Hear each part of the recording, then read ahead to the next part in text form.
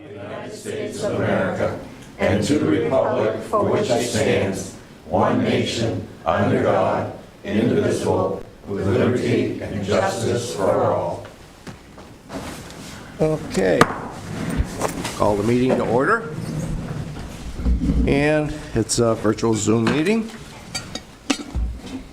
And we will first have a proposed solid waste transfer station presented to the council with Kyle Rabe, Gregory's Disposal.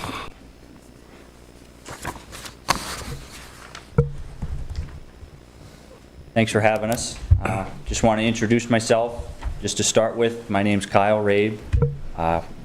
Work and run Gregory's Disposal. I've been in Fairfield 37 years. I've been a good kind of citizen.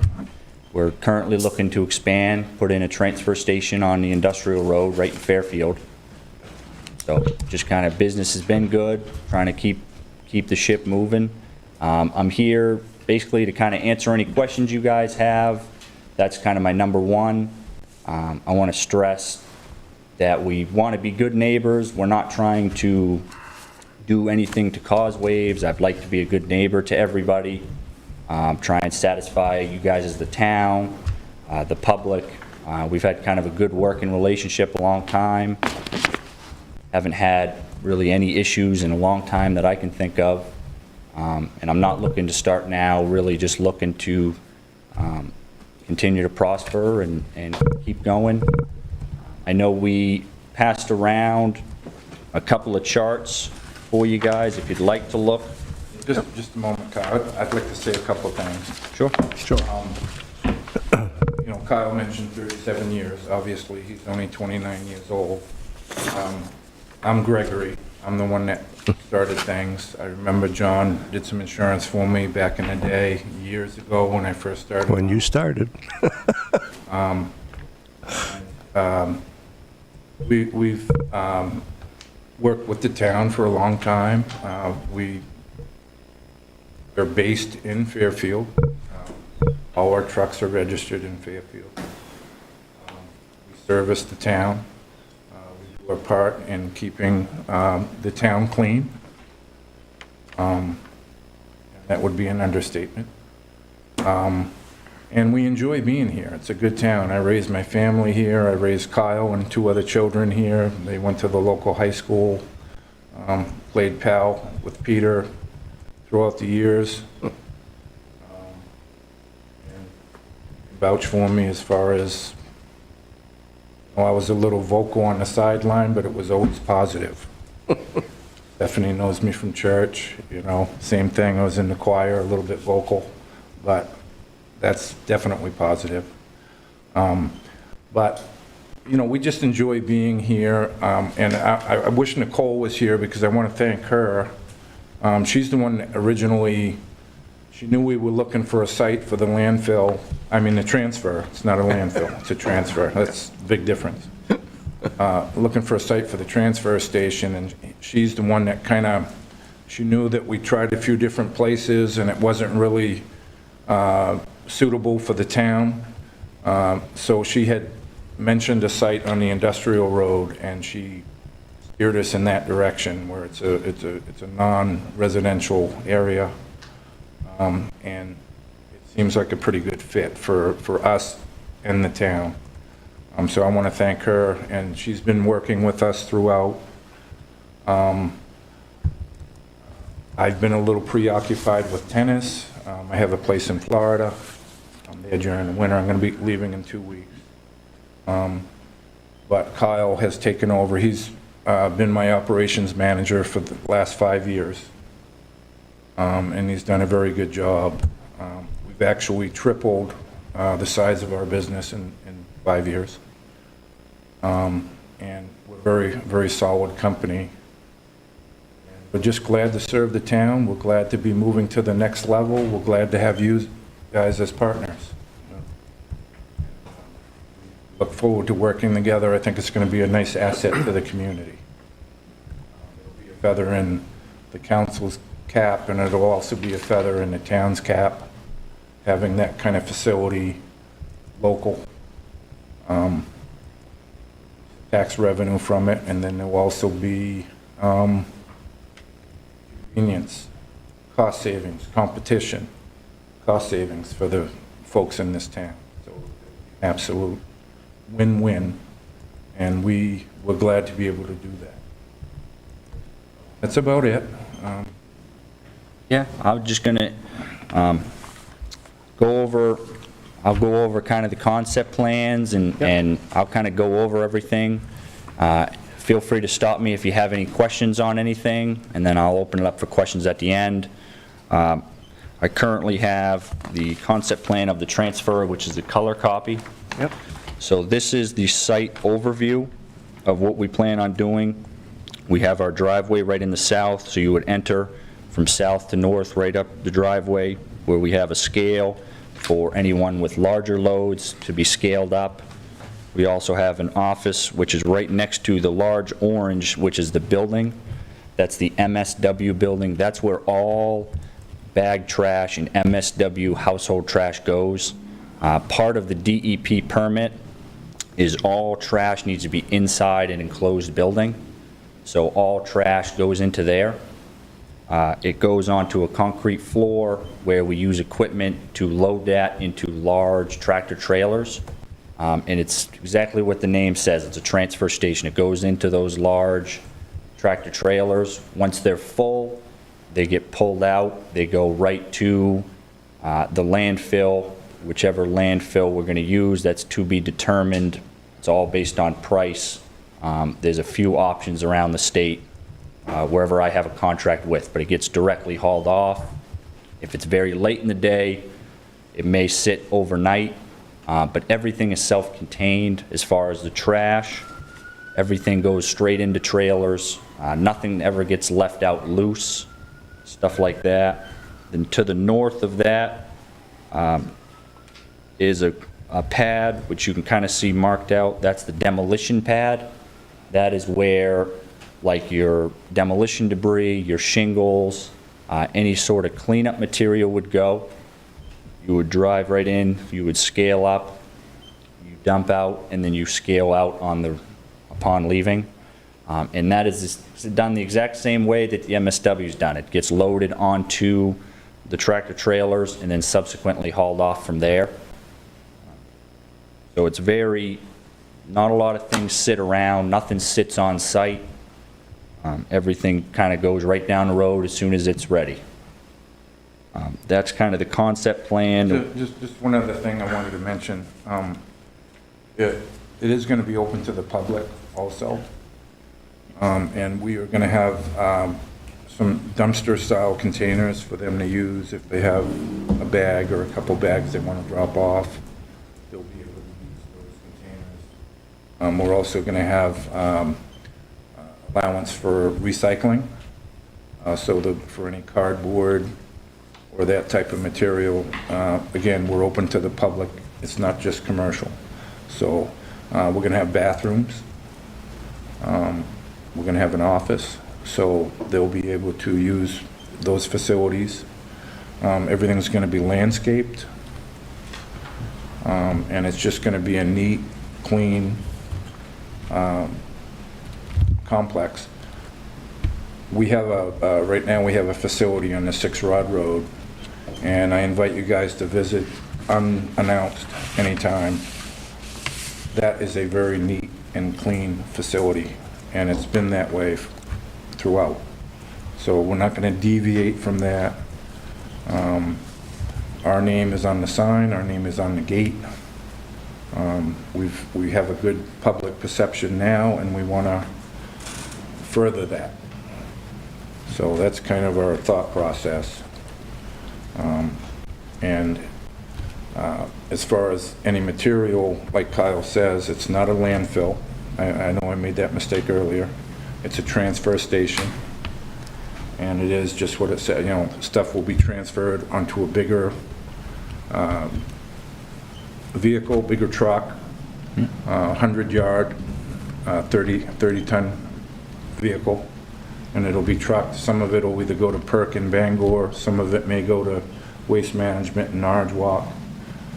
This is a business. Whoever gives us the better price will get our material. And the reason why we're doing it is to get the better price. Because we could just bring it all in Waterville, but their prices are high.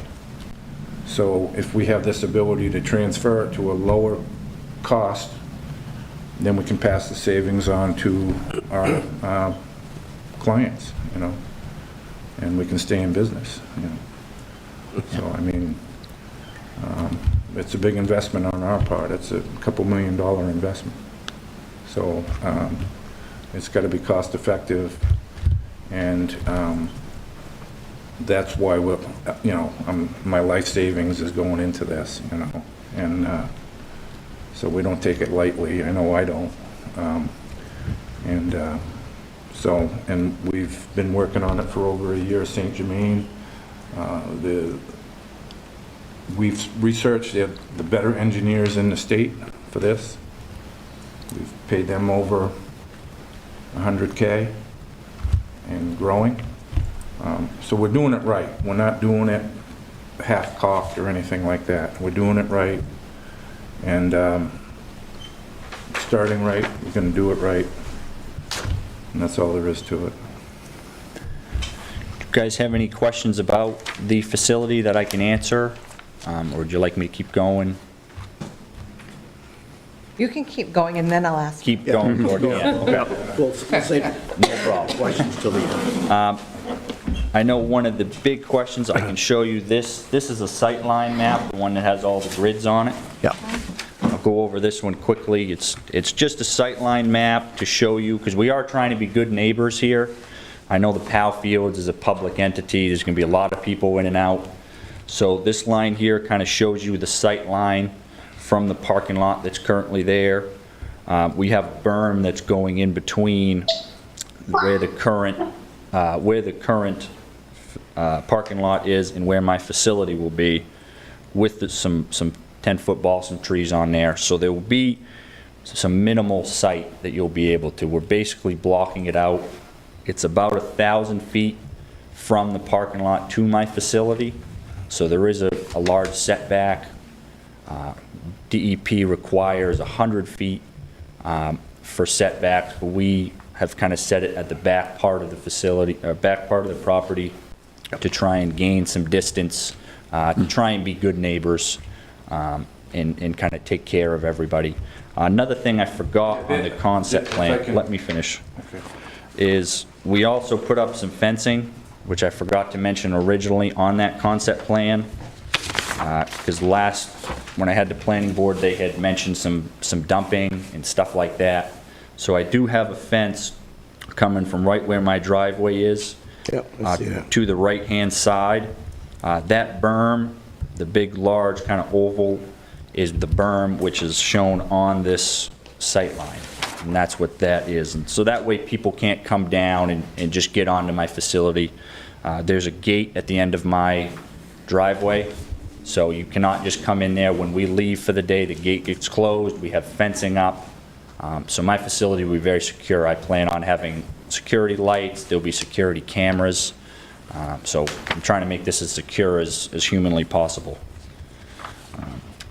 Yeah, I just wanted to mention, with the sight line, the only thing they'll be able to see is the top of the building. And then once those trees grow, they won't even be able to see that. Okay. So, okay. Okay, and then the last one that I have is the road extension, which is this one right here. It'll be the last piece of paper. So part of this project is we have a proposed road extension that we plan on putting in, which will pave from where the current pavement ends, right by the BDS facility. It'll pick up right where that leaves off.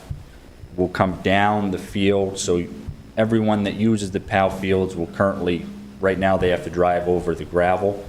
Yep. It will be paved, so now the roadway will be paved to get down into there.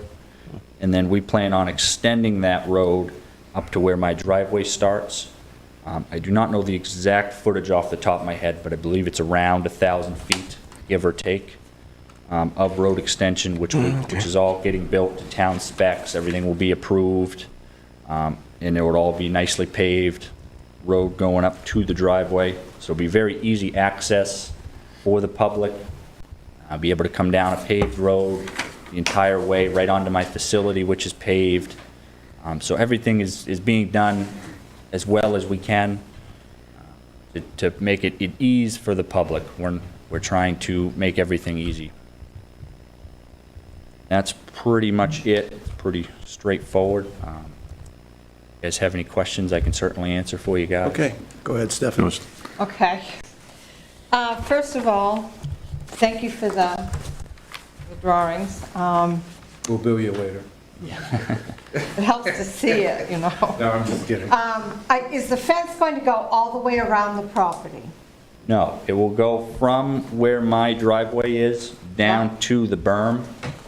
So Kyle, the berm, is it that gray pebbly thing? It is, you look at the concept says- plan. It says something, I'm looking at, I guess that's a fence for enclosing It's the blue one. dumpsters? It's the blue. No, Oh, berm- right there. A berm is an earthen mound. Okay, This is the, Right. It's not this gonna is be the, ugly. It's gonna be grass. so there'll be a Trees on the fence top. there? No, the berm will serve as a barrier. Oh, the berm is going to be the barrier? Yes, the berm is just a large pile of dirt, is all that is. that's the blue area, correct? No, that is a settling pond. No, that's what I thought, too. No, so, I can show you, this area that's right here, that is the berm. This is right here. The oval shape that's about halfway down, This, more like This one goes to the two-thirds. road.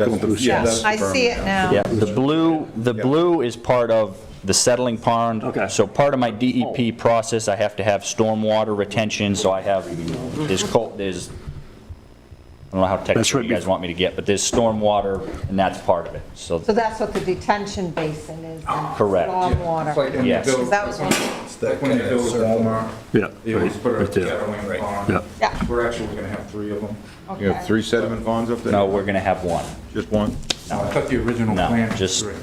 All right. I'm sorry, it's 1. It's one. So I have two more Don't questions. know, just don't. I know there will be an odor, right? Because the trucks have to come in and out, right? No. But There'll be it's some, not necessarily. there'll be some minimal odor. It is trash, it's a facility. When you're on my facility and you're right next to it's an MSW building, so it's just a large warehouse-looking building. If you're inside that building, you're right next to it, there'll be some odor. But everything is then subsequently put directly onto a truck and then trucked down the road. So nothing, when you're a long ways away, you'll be about 1,000 feet. If you're standing at the PAL fields, there will be very minimal odors. Because nothing, if any, you're quite a ways away. If you're standing right there, you're going to smell trash. So Yeah. can we, driving down the interstate, will we be able to see the facility? You'll be able to see some, yes. You will not be able to look at a giant mound of trash. right. Yeah, because Everything- that's all enclosed. Yes. And that's part of the DEP permit, is they're very strict, they regulate me. It is inside a building, an enclosed building, so that way stuff isn't blowing around. Everything has retention ponds, and it's, And then there's also a setback from the interstate. You know what the setback is? I don't. It's 100 Says feet 100 from feet. everything. Yeah, I mean, DEP requires 100 feet. We're well beyond that. right. Yeah. Yep. Okay. So my final question is, what is your proposed timeline on this? For construction, I'm hoping to have this operational next year. It's gonna, a lot of this depends on contractors and availabilities. Good luck with that, With with that one right COVID, now. everybody's got an excuse. So, So, long-range planning, I had another question, I'm sorry, guys. Long-range planning, do you see eventually, like, we put our garbage out on the side of the road and it's picked up? If we live in town, do you see us bringing it there? that will be completely up to the customer. Our daily operations, nothing is changing. So if you currently have curbside pickup, nothing changes. We still offer the curbside pickup, everything from your cleanup containers. If you would like to bring your trash in, say it's a Friday and you don't want to have to let it sit there, if you would like to bring it in, you can. But it's going to be completely up to the customer. where, you know, if you're doing a weekend warrior project, and, you know, I know your husband is pretty handy. You know, if he rips out a bathroom or a bathtub or something like that, he can bring it right to the transfer. I'm done, thank you. So is there like you said the residents been committing trash there, will be a charge for that trash, or if there's a non-customer, or? Correct. Yep. Unless you guys wanna, we can bill it through you or whatever. No, that's all right. Yeah. I know some towns don't charge, so, I Right. mean, that's. Other question is, will you have your, I know it's trailers on the property, about your dumpsters? Will your dumpsters stay at your current location, or your dumpsters be at this location? They'll be at both locations. Okay. With the dumpsters, rodent control, pest control, So dumpsters are not full when they're there. Right. You can't, I'm not allowed to have them full on site, they have to be empty. So there'll be no pests, it's basically just a steel box. okay, because I know some current location and resident, former ones has dumpsters all over the place, Yep. and a couple residents seen rodents come out of their dumpsters. I'm just curious about that, if there's... Yeah, so you get a lot, you can get rodents with people that are using it. The rodents are really after the trash that are in the container. So if the container is empty, we don't get a lot of pests. Okay. It's very, very minimal. Okay. I wouldn't say They're any looking more for than a food. normal. Yeah, I know, yeah. They're basically, it's all steel in there, so they're just kind of wasting their Okay, time going all to right. an empty can. Yep. I'm just concerned too, your location to the Fairfield, I know they used to store food there and things like that. So I'm just concerned about the distance between your location and the Powell building there. Yeah, so Honest. it's about 1,000 feet. I don't have the exact number, but Right. we are about 1,000 feet away. Okay. And then we're trying to be good neighborly. That's why I'm putting up the berm for the sight lines. That's not actually a requirement. I don't have to do that. I'm just trying to do it to be a good neighbor and to appease. I don't want to be an eyesore. I want to be a positive for the town. Right. Yeah, I want to thank you for these pictures, this breakout. It's more informational, to have a picture, seeing where your location is going to be, Yeah. away from everything else, so. And then if you have any other questions, you feel free to, you can go through Michelle, you can go directly to me. I'm always in the office, you can feel free to call, or if you want to send me an email with some technical questions, we're here to answer questions, and basically, whatever you guys need, we'll take care of it, guys, so. Does Another anybody thing not else? to forget, this project still has to go before the planning board for the conditional use permit in that location, and he's still in the process of going through his DEP permitting, because this location will be heavily regulated by the Department of Environmental yeah. Protection. That's what I'm they sure. do. So this was a great opportunity before Kyle went through the rest of that process to make sure that he was able to answer all of the questions that folks had, and assured that, you know, if there were things that people thought of that he hadn't or Nicole hadn't, they've done a great job with working with the code enforcement officer, the Public Works Director / Road Commissioner, with everything from the sewer to the road construction to all of that. So it's been good. There's been a lot of great questions. And these guys have been very helpful at answering them at every turn that they've Yeah. had. So that's been a really good thing. Okay. Anybody else got any more questions? I just have a comment. I'm very pleased to hear of your willingness to cooperate with the community, and that's... I appreciate that. That's a Yep. feather in your bonnet. Also, too, a second-generation family taking over the business, actually a younger generation that willing to take this big project over to expand down the road. Yep. I plan on being around for a long time. I'm still Yeah. young, and There might be a third generation. you never know. Right, yeah. Nice. Yeah. Very nice. All right, anybody else? Got any more questions? Nope. Excellent job, gentlemen. All right, thank you. All right, thank you very much. Appreciate it, guys. Great. Appreciate you coming No, in. Great Yeah. presentation. The pictures, And then we'll Yeah. have everything that we need. way off the, Yeah, no, I feel Thank you much so better much. now. yeah, ice concerns up here, but it's way off. Right. Oh, yeah. Thank you. Thank you. To be done too with the property. Good seeing you guys again. Good seeing you again, Greg. All right, Pete. John. Pleasure to All right, see you you. too, Stephanie. Good to see you again. Thank you. Bye, gentlemen. Okay.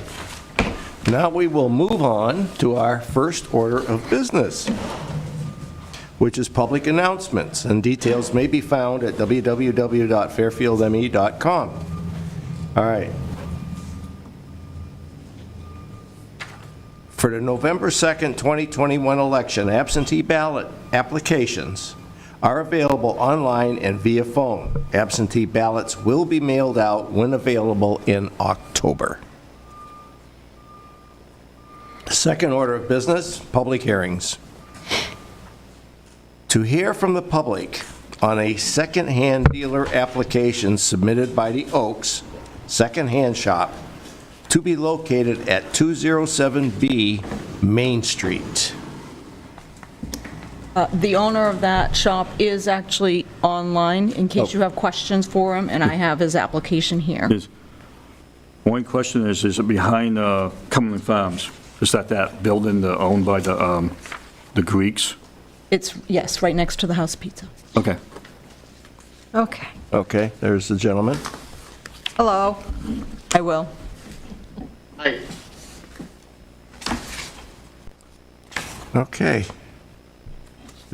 Any questions from anybody? I was just wondering where it was exactly, so couldn't quite figure it out. Is it just secondhand material or antiques or anything like that, or? Yeah, it's a little bit of both antiques. I run another business where I do a lot of clean outs and work for landlords emptying apartments. So it's an opportunity to, instead of sending otherwise usable items to the dump, we're able to kind of provide it to the community as well. So we actually work with Gregory's Disposable. I use them quite often. So I'm happy to hear that there may be a transfer station in the future. Are you planning on doing secondhand clothing, or is it just going to be hard merchandise? I would say it's probably going to be minimal clothing. I'm not going to say there's not going to be any, but mostly we're sticking with hard merchandise. Okay. Any more questions? All right, there being none, we're good right now. All right, so I'm going to move on to number 2. Number 2 is to hear from the public on a proposed amendments to the Fire Protection and Prevention Ordinance.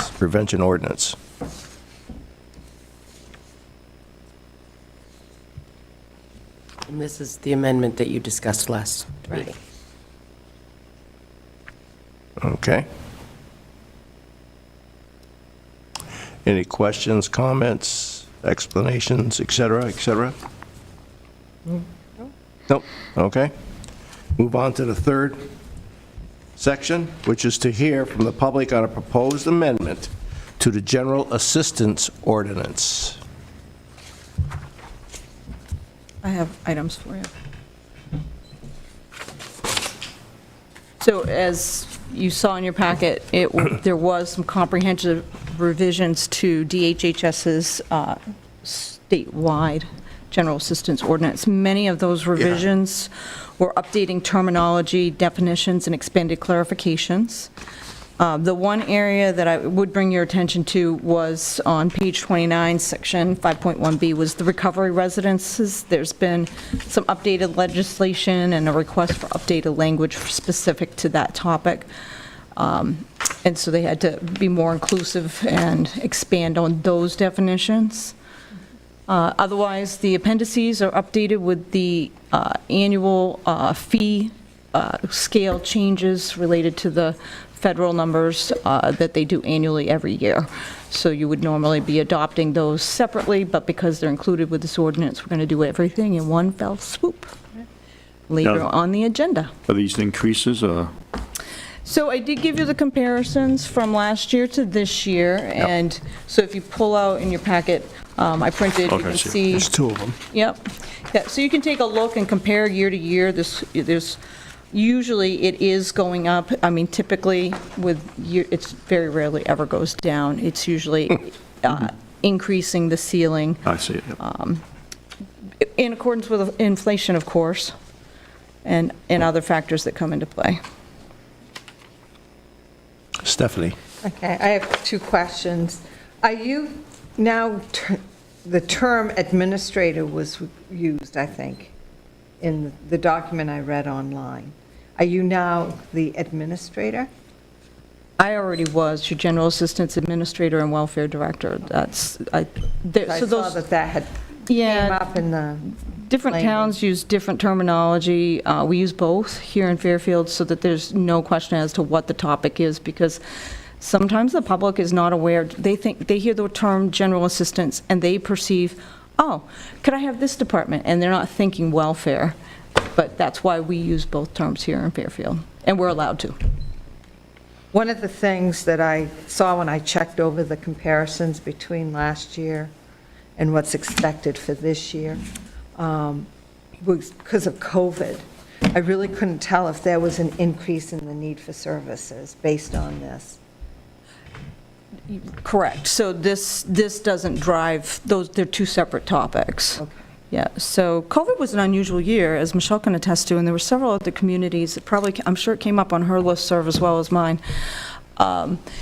Because there were so many buffers that got put out to folks who wound up being at home versus still going to work. For folks on unemployment, they were receiving a substantial amount of an extra stipend. And then we had the various distributions of the cash payouts. Folks with children received more. So it actually was a very bizarre year. We got a lot of inquiries, but at the end of the day, we still had to look at the terms and the conditions of the program, and we followed it to the letter. I call on every single case that I get an app on to make sure that we're keeping the town in compliance. So it was actually a very unusual year. I saw the needs change a little. We administered very little general assistance in the last year, and none in this fiscal year.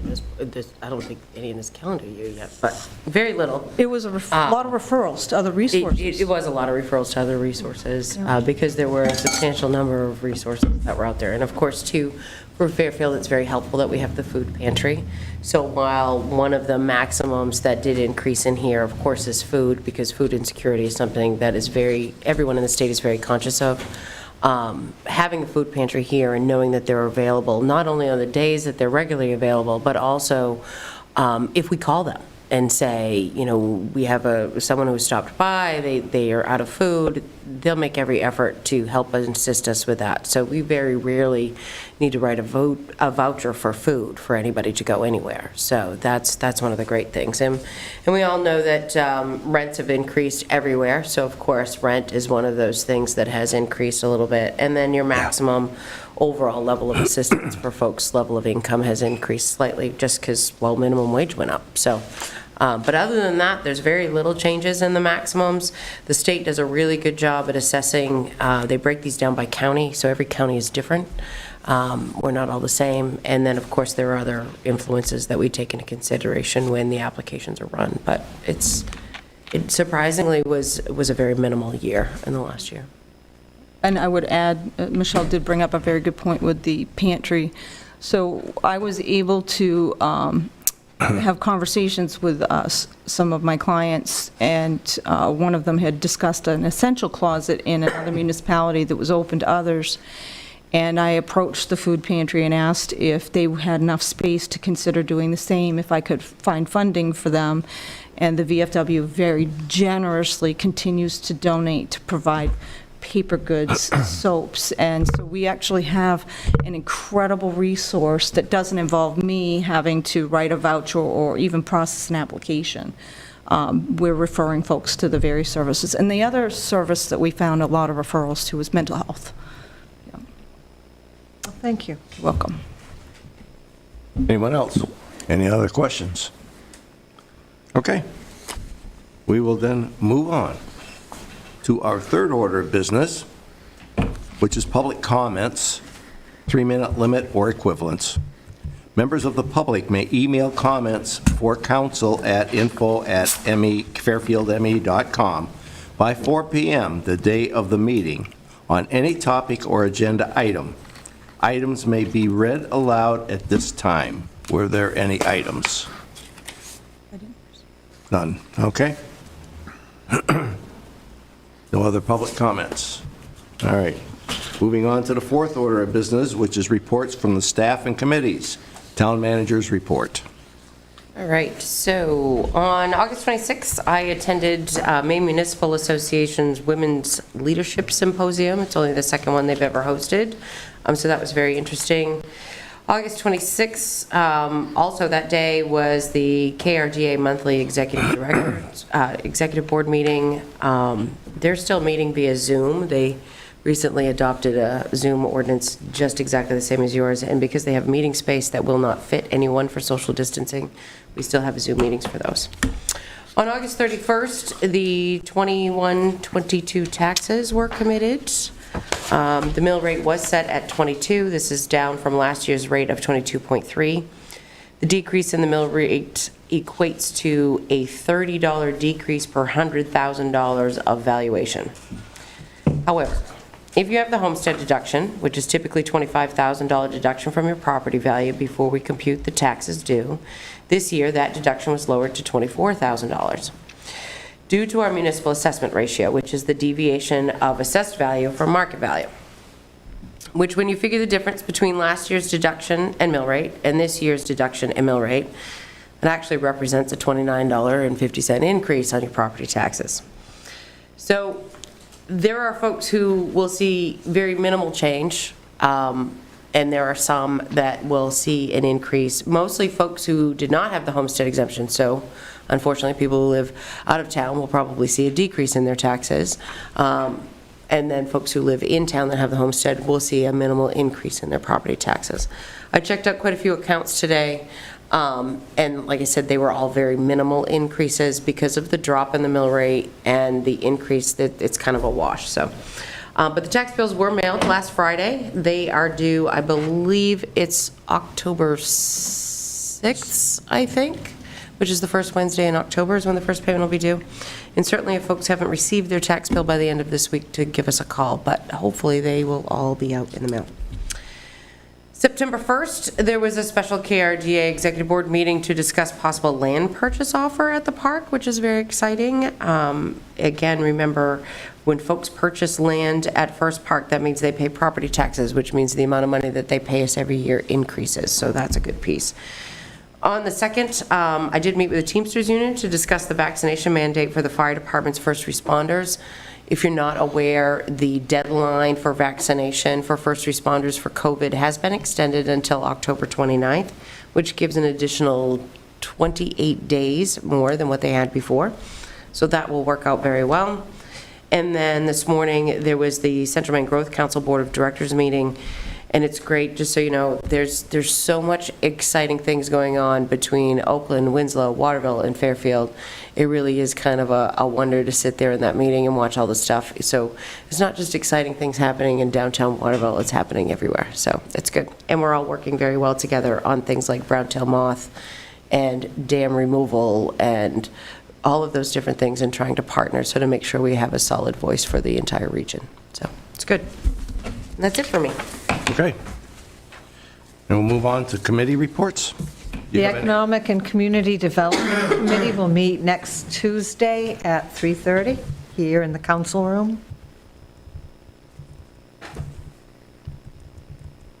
Okay. That's it. Anybody else? Any other committee reports around? Okay. Then I guess we will move on to our next order, which is our fifth order of business, which is our consent agenda. Now, these items are considered routine and standard business, and therefore will be enacted by one motion.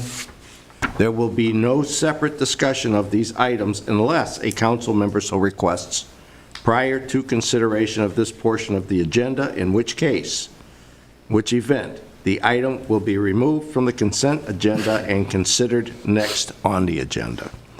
All right, we'll move on to that of item 21-113. Town Council hereby waives a reading of and accepts the minutes of meeting number 2021-14 held on August 25th, 2021.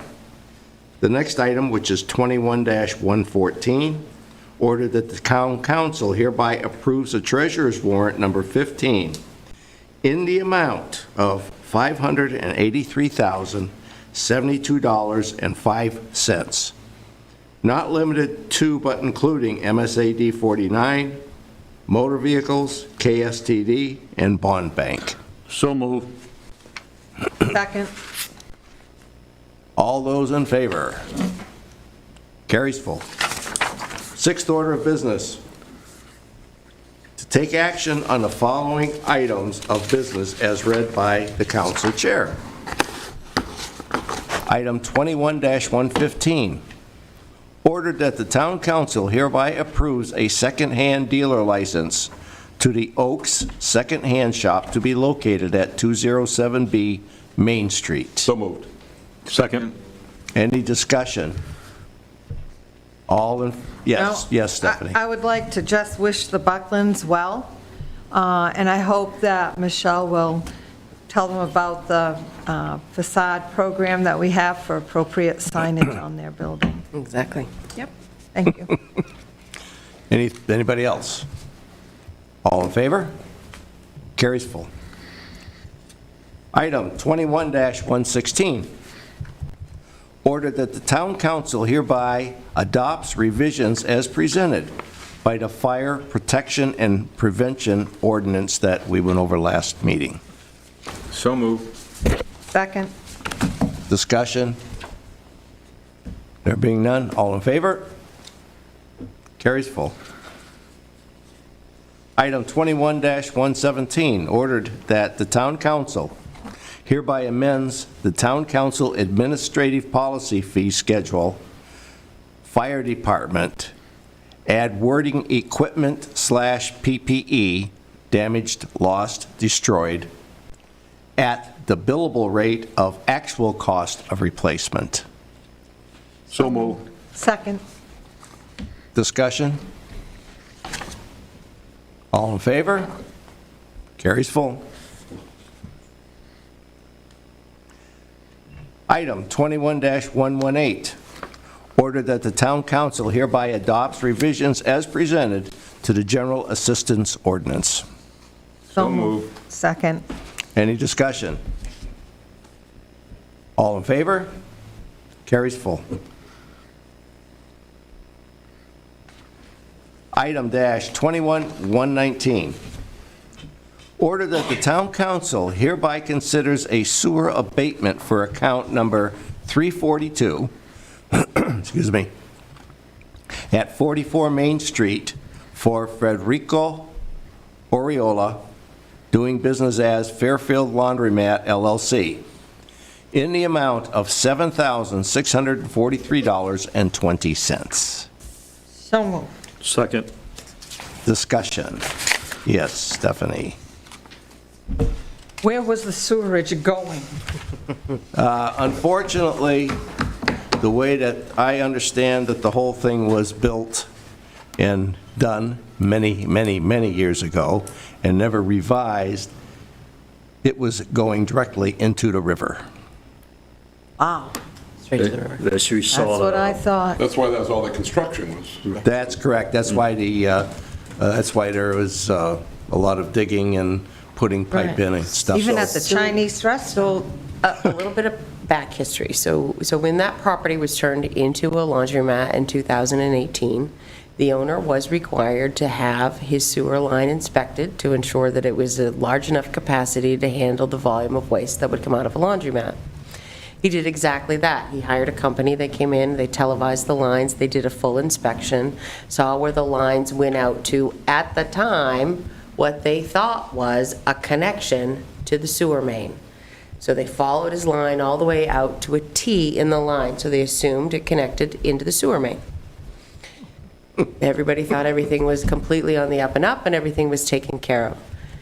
So After all of these rains that we've had, approximately 2 weeks ago, we got a complaint from a resident or someone in the area complained and said they could smell sewer in the area. So the code enforcement went and inspected, and everybody did everything that they needed to do. We dye tested the line, we made sure we knew where it went, followed everything through, and sure enough, what happened was the line went into a T, but the T then in turn actually discharged into a culvert that goes approximately 100 feet down underneath the railroad tracks and then straight to the river. And evidently always has. Not that it's any solace, I've heard that it's not the only one that's been found in town like that, so we keep doing our due diligence. We self-reported to the DEP. They commended us for doing absolutely everything that needed to be done. The facility was closed down immediately. The owner did exactly what he needed to do in order to fix it and do a proper connection for the sewer. He had to get easements from the property next door for the sewer line. And then, of course, in the conversation having with the town was about the fact that, of course, he'd been paying for sewer all along, going to be treated at the treatment facility, and clearly it was not. So the way abatements work for sewer bills, they work just exactly the same way they do for taxes, whereas you can go back a year if it's the individual's problem, something nobody knew about, or you can go back to 3 years if it's of no fault of the individual that's involved. So this works the same way. They get 3 years worth of tax abatement, and I can assure you this only pays for about a third of his correction, but that's exactly what this will be going towards, and then we will start billing him again next quarter, just like we always have been. But yeah, it was an interesting little topic of the last week and a half that we've been working on, so. So this was like a refund. Yes, so that's exactly what this is a refund. So when you pay into a sewer bill, you're paying for your water to be treated at the waste treatment facility. And clearly, this was not going to the waste treatment facility, it was going straight into the river and not being treated. So is this lost revenue to the treatment facility? Well, it is and it isn't, because technically, we pay KSTD based upon volume, and it's a volume that they never received. Okay. So it But it will come out of So the, this is almost like an escrow account extra? Yeah. no, it's not. It's a So it'll volume, come it's a out of volume we this- never paid for. Okay. It'll come out of the sewer department. There's a line for it. I mean, it'll come out. Correct. Yes, Stephanie? I was wondering, with the surrounding houses, are we going to see if there's any other situations like this, or leave it up to the homeowners? They're going to continue to monitor this location because the concern is what else was that T hooked to, if anything. The thought is that it was hooked to an old storm drain that actually no longer exists. It ended when there was a great deal of stormwater separation that happened in that area of Main Street many years ago, and a lot of those connections were made. So, of course, if they were going along with the old sewer lines, they reconnected everything that was in existence connected and removed the storm drain pieces. Because this wasn't actually connected to the sewer, but it was actually hooked to a storm drain, that's what it was. But they're going to continue to investigate the outfall piece and see if there are any other additional issues in the So area. no illnesses or environmental damages to land? Okay. It's not really much different than like a failed septic system, Okay. and what happened. So, and because of the fact that we're, everybody did exactly what they were supposed to do as soon as we know it was there, and we're going to clean it up. And it's really not uncommon, for municipalities that have old sewer systems, it does happen more often than people think it does. But one of the things that DEP did recommend is pretty much every new change of use business that comes into Fairfield within our sewer district, we really want to make sure they do their due diligence for a good inspection. And that's a piece that we're going to start talking about. And Public Works, remember a couple years ago, we spent the money to buy a camera system, so we're able to continue to do some investigation on our own. And Public Works really did a great job with televising this line, doing the dye test and all of that. They did exactly, and it was great that they had the equipment that they needed in order to do it. So it was good. Yep, excellent. Any other questions? All in favor of the abatement? Carries full. All right. Item 21-120. Ordered that the town council hereby accepts a land donation from Douglas Cutchin for land located on and off the industrial road, a portion of map 001, lot 004. So moved. Second. Any questions, discussion, or anything?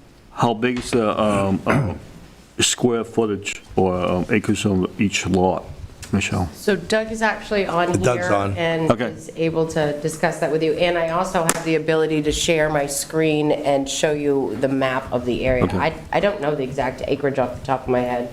Do you know, Doug? You're muted. He's not. No, you're muted, Doug. You gotta unmute. No. Am I now on? Now you're. Yeah. All right. One is 3.1 something acres. That's the one that is just to the east of Industrial Road and looks down onto the ponds. And then the other one is between the Fairfield and Valley Farms. Okay. And I can show So you. that means that everything to the east of the Industrial Road now is owned by Fairfield in its entirety. Is that any acreage next to our trail, Michelle? Yeah, Yeah, a little it is. bit. A little bit, yep. So if you are looking at this map, and if you can see my cursor moving along here, this is the small piece along the ponds and the road. And then this is the other piece in back of Valley Farms. It's literally the swamp. Literally is a swamp. It Oh, is the swamp. swamp. Okay. So that's right. this came up because of the sale of the land, which is located up in, so these are old maps. So what it doesn't reflect is up here under map 4. There's a piece that's already been carved off from this. So this 4-1, that's the land that Doug gave to the town for the ball field expansion a couple of years ago. Yep. This piece up in here is actually part of the Guimond solar project that will be happening all up in here. So then the remaining piece, which is this here, is where that transfer station that Gregory's is going to do. Right. So what happens is, in part of all of these investigations, during the solar project, they figured out that this piece here for the swamp was still attached and had never been conveyed. If you notice, there's not even there's no number on it. I don't even know as if it was even included in anything in the tax rolls. Right. And then there was this teeny little piece that we knew still belonged to Doug, and he had already discussed with me years ago about conveying that to the town, was just getting around to doing it. Yep. So what happens is that because this split happened, and then you have this piece, which then in turn creates a split of what are already actually split lots. But the way subdivision law works, it creates an illegal subdivision. But by giving these pieces of land to the municipality, that exempts them from that rule. So it stops the subdivision rule from coming into play. So all of these things come into play together. So they're just waiting to finalize their closing on this piece of property pending council's acceptance of these two pieces of property. All of the deeds have been drawn up. I've seen the quitclaim deeds. They were dropped by our office on Friday. Everybody worked very, very quickly on this because of wanting to uphold any portion of that sale, so. Okay. Any more questions for Mr. Cutchins? I'd just like to say thank you, Doug. Yes, Thank you. I'd like to thank you very much. Well, thank you. All right. All in favor? Carries full. It is done. Move on to 21, move on to 21-121. Yeah, Peter, you, No. I'm sorry. I hit the mic, that's why. Okay. Order that the town council hereby confirms the town manager appointment of Joseph Kibbe as reserve police officer. So moved. Second. Any discussion, questions, et cetera? Is this replacing anyone or just an additional? I believe it's position. just an additional reserve, but Chief Gould is on, if you would like to answer that question. I am. This is just an addition to our current staff. We do have one officer who is planning on resigning within the next month, I believe, a part-time officer. He will be accepting a job out of state, so he won't be able to continue with us. Okay. Any more questions? Thanks, Chief. All those in favor? Carries full. Done. All right, now moving on to our 7th order of business, council workshop and other business. First is discuss ARP grant funds possible uses.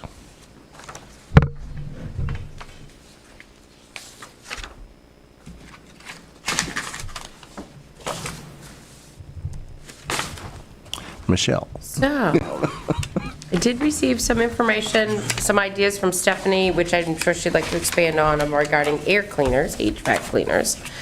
Okay, so, but this, as you're aware, this is the American Rescue Plan Act that is providing funding to municipalities all across the country to be used in very specific ways, and mostly to help combat the revenue shortfalls that occurred because of COVID, and also to help spur the economy and invest in all of our various different communities.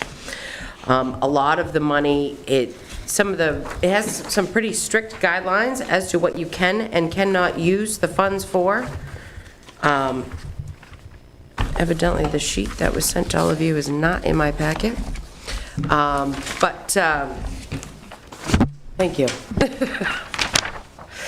So that basically the objectives of the funds are to support urgent COVID-19 response efforts to continue the decreased spread of the virus and bring the pandemic under control, replace lost revenue for eligible state, local, territorial, and tribal governments to strengthen support for vital public services and help retain jobs, support immediate economic stabilization for households and businesses, address systematic public health and economic challenges that have contributed to the unequal impact of the pandemic.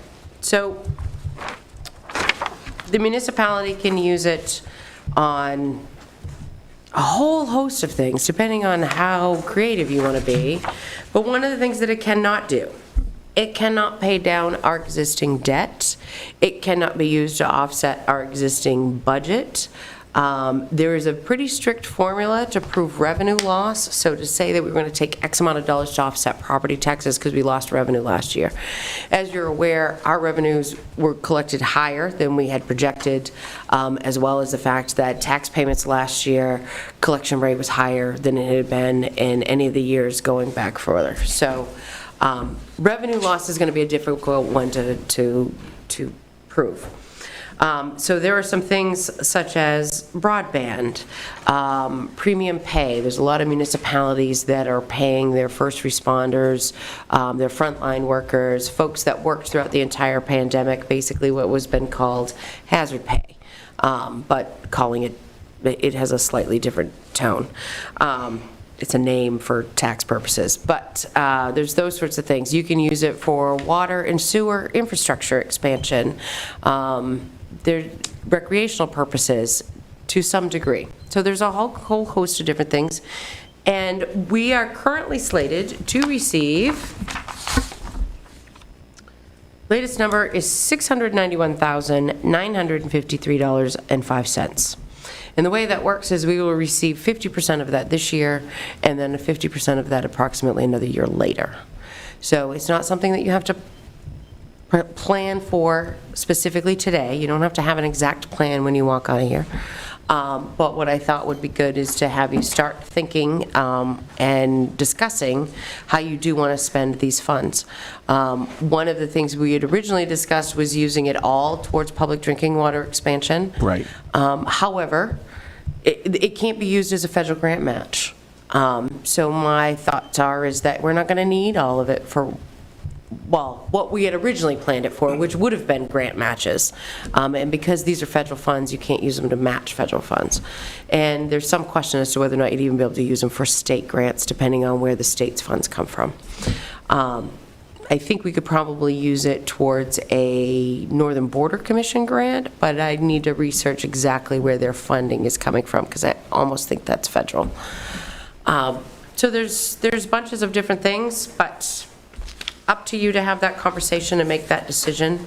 I do think we should, one of the things you should think about would be to figure out a way, and I can help you with coming up with a plan for that, is trying to make sure that we do something for our staff who did work through the pandemic, and worked and maintained and made sure that the community kept going and kept those resources available. Granted, some days it looked very, very different than it ever had, and maybe the office wasn't open to the public, but those folks were still coming in and doing what needed to be done, sometimes making it even more complicated than it was when it was there.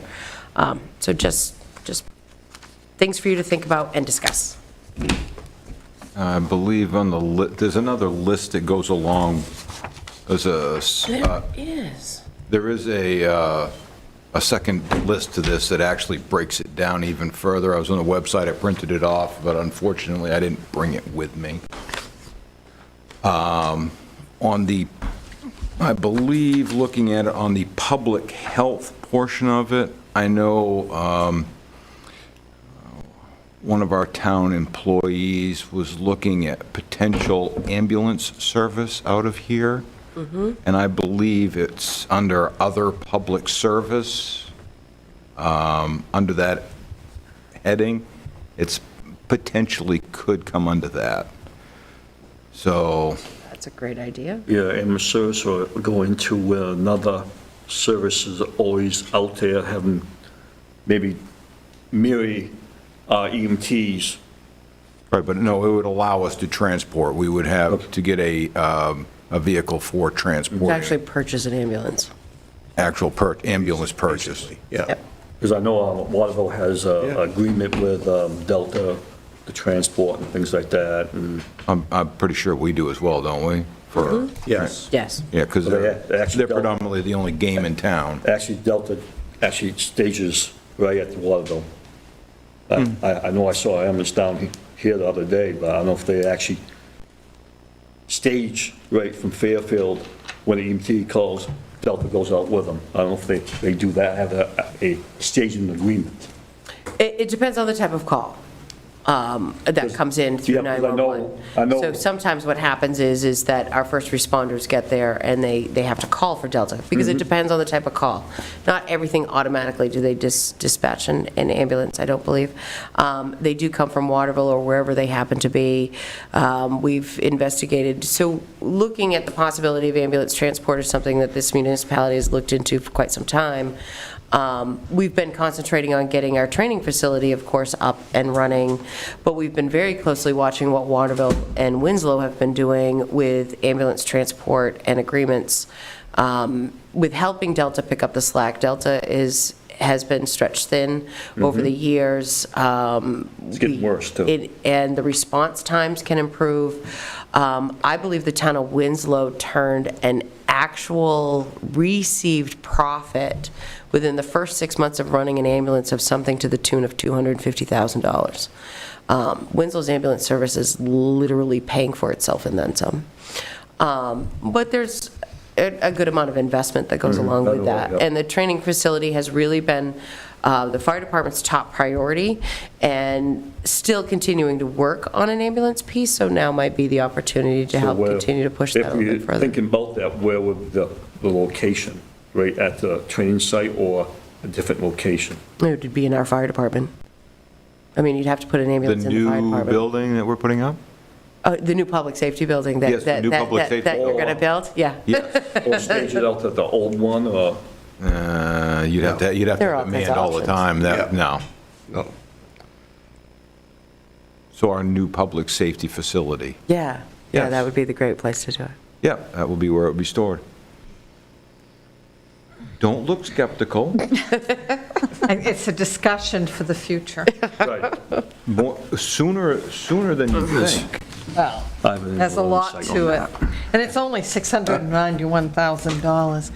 I sent Michelle some information. I'm all for doing some kind of support service recognition stipend. I do think that maybe a barbecue or something for those that helped out during the lockdown, and Oh, I think cold, hard American cash would go a lot further. it could be, it could be.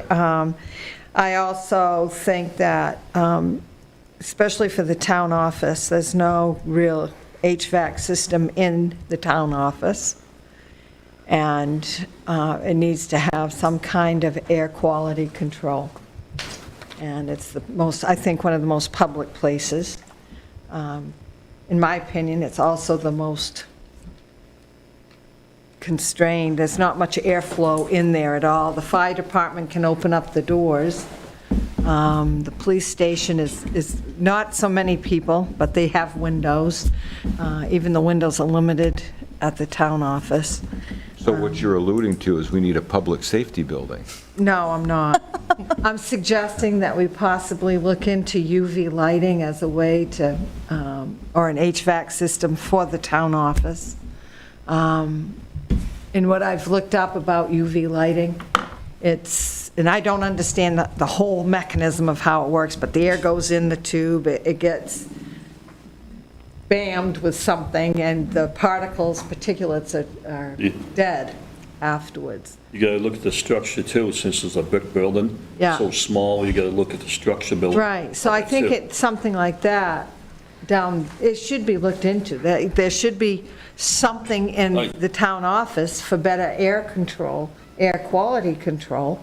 I'm thinking, do the fire station upstairs where the rooms are, and the police department, do they have those, I forget what they're called, that they go on the walls? And it's pumps? Heat pumps, thank you. You mean like that? Yeah. Um, Do they all have heat pumps in them? I think most of them do at this point, Okay. yeah. And does, that has a tendency to help with quality of the air. Yeah, not so But- much. I'm not Not sure, so I much. can't remember if they have. Damn. But I think that, to But we can look go, at those sorts of things. And those Look can also come with some efficiency main grants as well.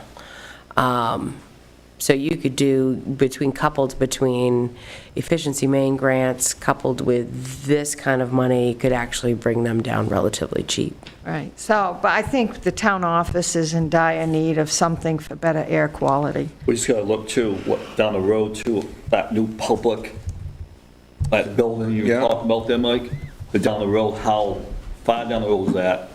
Rather than putting money into a buildings that may not be able to hold it, or, If we expand much more than we are right now, we don't have room to expand. no, we don't. We're up against it. If we get any bigger, we're out of room. Especially if they're talking about that new ambulance service. There's no place to even put it down there. Like I said, for me, that's a discussion for the future, and I don't think we need our own ambulance service personally, but it depends how big we want to be. But you gotta look too, I have a little insight with all the, what's been going on lately. All the ambulance calls been coming to Fairfield. EMT and Delta has been coming to Fairfield a lot. My son and daughter-in-law came across an accident out on the Norwalk Road, and they stopped. It took over 20 minutes for a rescue vehicle to come. That rescue vehicle came from Waterville, and it was on the same night as that high-speed chase through Fairfield, and I don't know if that had anything to do with it or not. Absolutely had everything to do with it. So, but, and I had to explain to them about the high-speed chase, and that's probably why, because they said, why is it taking so long? Even if we have, and this is the only thing I'm going to say about this now, and then it's a future discussion for me. However, It's the future now. no, it's not, because I have a lot to say on this matter, That's okay. and I it's can our count on it. taxpayers' dollars. So, Yes, it is. yes, it is. And I think that to go and say we need to have our own ambulance service down the road, it's going to be costly. I think we've got every EMS person trained for EMT as it is. We have a brand-new vehicle for medical rescue, the blue one, what's it called? We don't own the blue one anymore. Which one is it? That's the new one, though. Med 1, Med 1? Med 1. Pickup truck.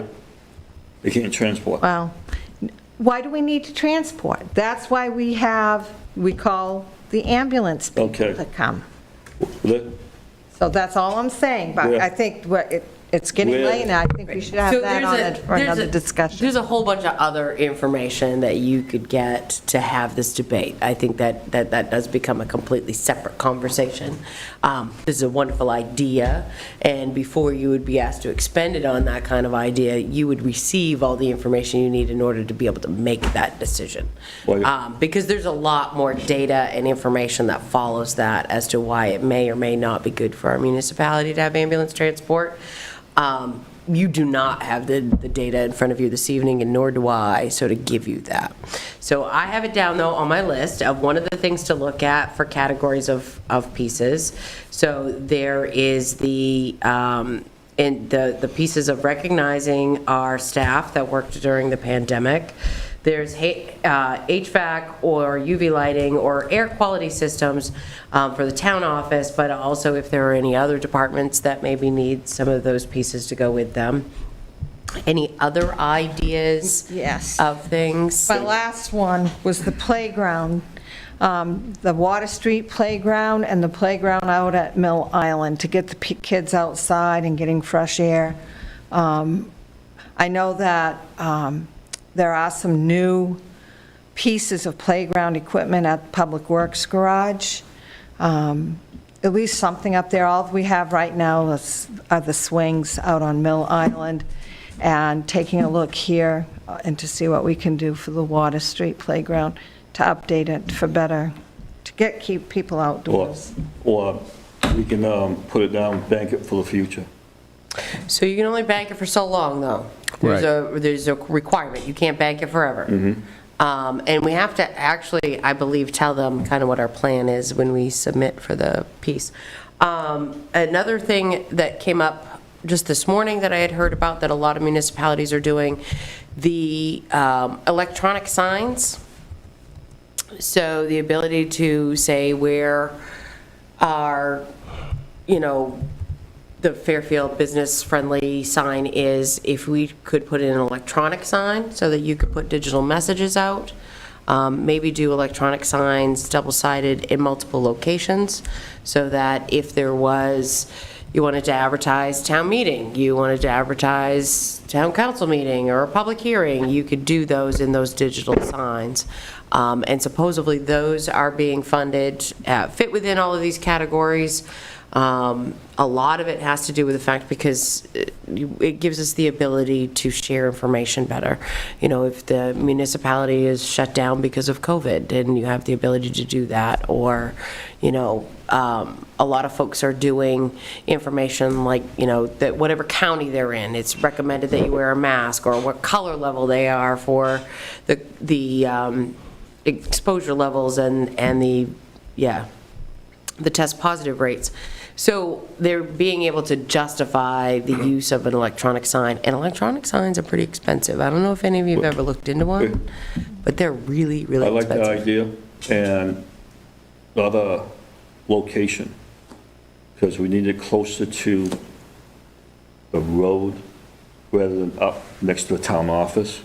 Yeah, no, I wouldn't want to do it next to the town office. You wouldn't get the coverage that you need in order to reach as many people. Not everybody turns up Lawrence Ave. But you would get folks that were just coming through town, as well as folks that live in town. And I don't think that they should be just downtown, because if you were someone that lives, off the Norwich Walk Road and you work in Augusta, you actually don't come downtown Fairfield very often, because all the other amenities that you need are en route to where you're going to and from. So I think it would be wise to look at something like that, but doing it in multiple locations so that it's you can actually reach the entire community with information. The 4 sections of Fairfield. So the discussion about extending the water line is going to be a no for this because there's no matching grants? Is that what I'm understanding? Or there's not enough money? No, that's not. How far would we get with that? That's not. That's not what I'm saying. What I mean is that, say the Fed said, you know, you're going to have access to, say, pie in the sky, you know? You get all of the money you need to expand drinking water, however, you have to come up with a 10% match. But it may be that that grant is only for construction and not for design. See what I mean? So you still have the ability, there will be things regarding the expansion of public drinking water. Had we not received the funds from the county to pay for the study that Dirigo Engineering is currently doing, I would have reimbursed that capital reserve account that we took the funds with these funds. You know, so you can use it for your design, your investigation, or maybe it's publications, marketing, educational material, all of those sorts of things. So I don't think the use of this money would be completely excluded from being used with the PFAS issues that we have. It's just one of those things where, are you going to be able to use all of it exclusively for that?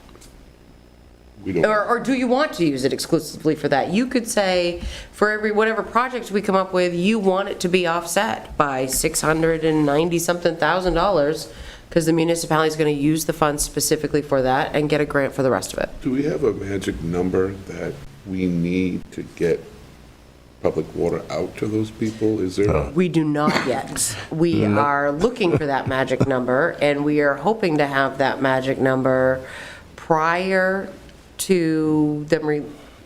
November or something? Or? Well, yeah, so the transportation bill that the feds are about to vote on, is it the end of this month, is what we've been monitoring closely. Yep. And what our hope is, the deadline for their report was like mid-December. But I've had conversations with Dirigo, and their goal is to get us a really good estimate with what looks like would be the best possible plan, so that we are ready to hit the ground running as soon as we find out how you go about getting these funds through the feds. Yep. Because there's no guidance yet on any of them. Nobody knows whether it's direct federal investment, whether it's state through the federal investment. We have no idea. So that's the one we're going to go with instead of using any of this? Well, or is it a combination? It's kind of a combination. It's still one of those, we don't know. We don't know yet. And we could apply and get nothing. And then all you have to do expansion of public drinking water is $692,000. Because for me, I would think that'd be more of a priority than Correct. some of the other items we have on the list. Correct. I mean, these items are great, and I agree with a lot of the conversation, but I'm more of a priority kind of guy. Mm-hmm. And that's why I said this is a conversation about ideas and ways to look at it. It's not a commitment of anything that you would do today. It's just a matter of what happens when, where you don't want to be, which is a place we're almost never at, is that all of a sudden you have money you have to spend and you don't know what you're going to spend it on.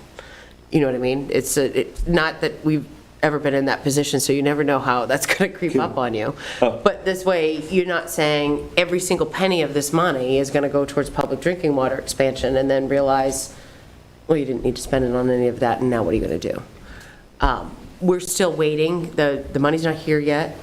But I don't think it would be good for you to have this conversation so that it's not just strictly, it's just for PFAS and PFAS only.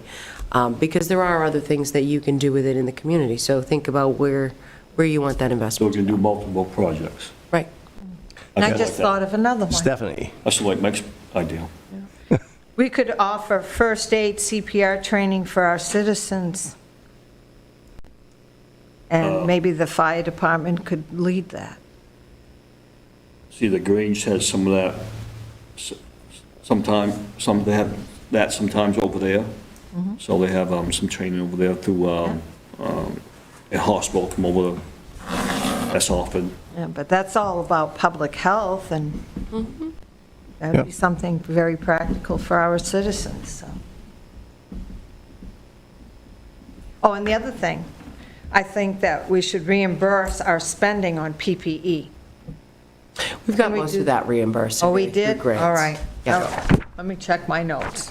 That's it. Okay.